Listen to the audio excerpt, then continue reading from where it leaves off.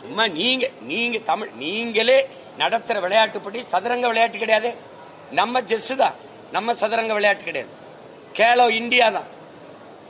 நீங்களே எல்லாத்துலயும் நம்ம ஸ்கூல் தான். ஏன் நம்ம பள்ளி கிடையாதா?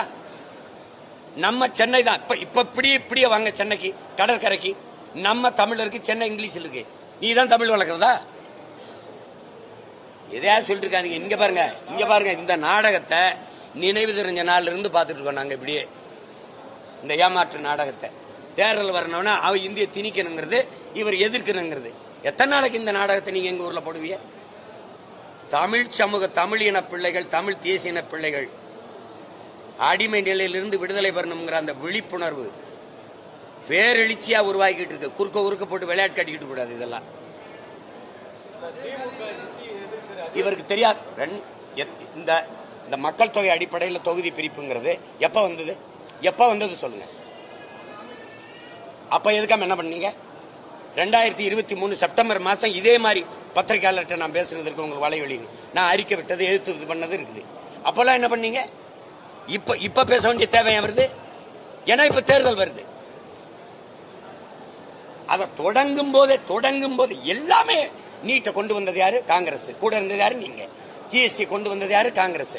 கூட இருந்தது யாரு? நீங்க. என்ஐஏ கொண்டு வந்தது யாரு? காங்கிரஸ். கூட இருந்தது யாரு? நீங்க. எல்லாமே நீங்க கொண்டு வந்ததானே. நீங்க பெத்து பேர் வச்சீங்க. அவர் நல்லா ஊட்டமா உணவு கொடுத்து வளர்க்கிறாரு. வேற என்னது? திடீர்னு வந்து நீட்டுங்கிறது, அதை ஒழிப்புங்கிறது. இப்ப எங்களால ஒழிக்க முடியாதுங்கிறது. அப்ப சொல்லிருக்கணும்ல, காங்கிரஸ் தலைமையிலான கூட்டணி நாங்க வந்தாதான் ஒழிக்க முடியும் நீங்க சொல்லிருக்கணும்.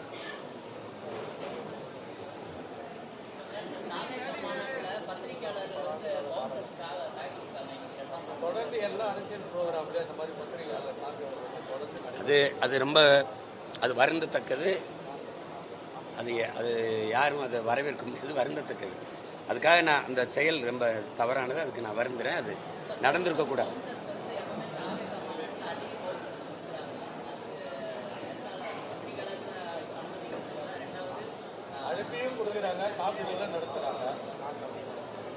ஏன் இவ்வளவு பாதுகாப்பு ஆட்கள் இருக்கிறாங்க அப்படிங்கறத நீங்க என் தம்பிட்டு தான் கேட்கணும்.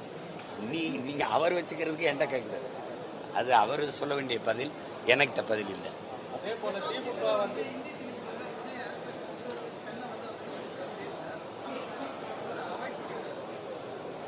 தம்பி, இங்க நீங்க ஒன்ன தெரிஞ்சுக்கணும். இப்போ இங்க இருக்கிற எல்லாருமே நீங்க கும்மிடி பொண்டிய தாண்டா வாழ முடியாது, அங்க போனா களி வரப்ப முடியாது, இந்த பானி பிரிதிங்க முடியாது. ஏதாவது ஒரு வலுவான காரணம் இருக்கா? இத்தனை காலங்கள் இந்த நிலப்பரப்பில் நாங்க இந்தியை இல்லாம வாழ முடியாம இருந்தோமா? இந்தியை வச்சுதான் வாழ்ந்துகிட்டு இருந்தோமா? இதெல்லாம் நீங்க ஆழ்ந்து பார்க்கணும். ஒரு கோட்பாடு தான். அவர்கள் மொழியை எங்கள் மீது திணிக்க போராடுறாங்க. நாங்கள் அதை தடுத்து எங்கள் மொழியை மீட்க காக்க போராடுறோம். இது தவிர்க்க முடியாத போர். இதை நீங்க புரிஞ்சுக்கணும். பிரசாந்த் கிஷோரை நான் பாராட்டுறேங்கிறேன். அவர் மொழியை அவர் கெட் அவுட்டோ ஹெய்ட்டோ சொல்றதுக்கு அவர் தயாரா இல்ல. உங்களுக்கு நான் சொல்றது விளங்குதுன்னு நினைக்கிறேன். அப்ப நான் என் மொழியை அழிய விட, இன்னைக்கு நீதிபதி ரமணா அவர்கள் பேசியிருக்கிறத பாருங்க. ஆந்திரால அவரவர் தாய்மொழியை தம்பி, உலக வரலாறு தானே சொல்றது. மொழி அழிந்தால் இனம் அழிஞ்சிரும். நான் திரும்ப சொல்றேன். போர் நடத்தி நீங்க ஒரு நாட்டை அழிச்சிட்டு கூட மொழியை வச்சுட்டு ஒரு இனத்துல ஒரு 10,000 பேர், 20,000 பேர், 1000 பேர், 2000 பேர் விட்டா கூட அந்த இனம் உயிர்ப்பிச்சிடும். ஆனால் மொழி அழிச்சிட்டீங்கன்னா எவ்வளவு பெரிய நிலப்பரப்பு இருந்தாலும் அந்த இனம் வாழாது, அந்த நிலமும் இருக்காது. அப்ப அதுதானே முக்கியம். உலக வரலாறு உங்களுக்கு என்ன கற்பிச்சிருக்கு? ஒரு நாட்டை அழிக்கணுமா, நீ போர் தொடுக்க வேண்டியதில்லை, யானைப்பட குதிரைப்பட வேண்டியதில்லை, பீரங்கி துப்பாக்கி வேண்டியதில்லை, ஒரு உயிரை கொள்ள வேண்டியதில்லை, ஒரு துளி ரத்தம் சிந்த வேண்டியதில்லை.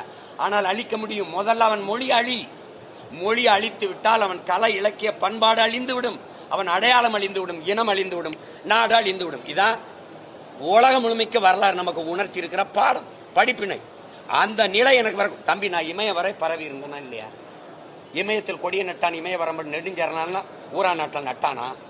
தெற்காசிய முழுமைக்கும் பரவி வாழ்ந்தவர்கள் தமிழர்கள்னு நானும் நீங்களும் பேசல. ஹார்வர்ட் பல்கலைக்கழக பேராசிரியர் பெருமக்கள் டோனி ஜோசப்பும் ரிச்சர்டு மார்டினும் தன் ஆய்வு கட்டுரை நிறுவுறான். அப்ப அவ்வளவு தூரம் வாழ்ந்த நான் இப்படி காலடியில் எப்படி குறுகினேன்? இப்படித்தான் மொழி சிதைவு, பண்பாட்டு படையெடுப்பு. என் மொழியை சிதைச்சு அடிச்சதுனால கன்னடன், தெலுங்கன், மலையாளி, துளுவனா, தமிழன் சிதைஞ்சு போயிட்டான். வடக்க இருந்து குறி காலடியில் கிடக்கிறேன். இப்ப நீ மறுபடியும் 90 விழுக்காடு நான் இங்கிலீஷ் கலந்து தங்கிலீஷா இருக்கேன், மேற்கொண்டு இந்திய தள்ளுறேன்.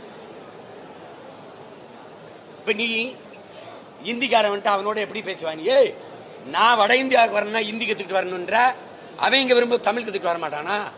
எப்படி இருக்கு? ஏண்டா தமிழன் காசு வேணும், தமிழ் வேணாமா அவங்களுக்கு? இதெல்லாம் தேவையில்லாதது. இதை திருப்பி பேசிக்க வேண்டியது இல்ல. இந்த கட்சி, இந்த ஆட்சி யாரையும் நான் நம்ப தயாரா இல்ல. நான் இருக்கிற வர, இங்க பாருங்க, நாங்களும் எங்கள் படையும் இருக்கிற வர இந்த இந்தி படி, இந்த கிண்டி படி எல்லாம் பேசிட்டு அது சாத்தியம் இல்ல, நடக்காது. இன்னைக்கு ஏதோ சாதாரண ஒரு கூட்டம், சின்ன கூட்டம் நினைச்சுட்டு சேட்டை பண்ணி தலையாதீங்க. நீங்க இப்பவும் சொல்றேன், நீ பரந்தூர்ல விமான நிலம் கட்டிட்டு பார்ப்போம்.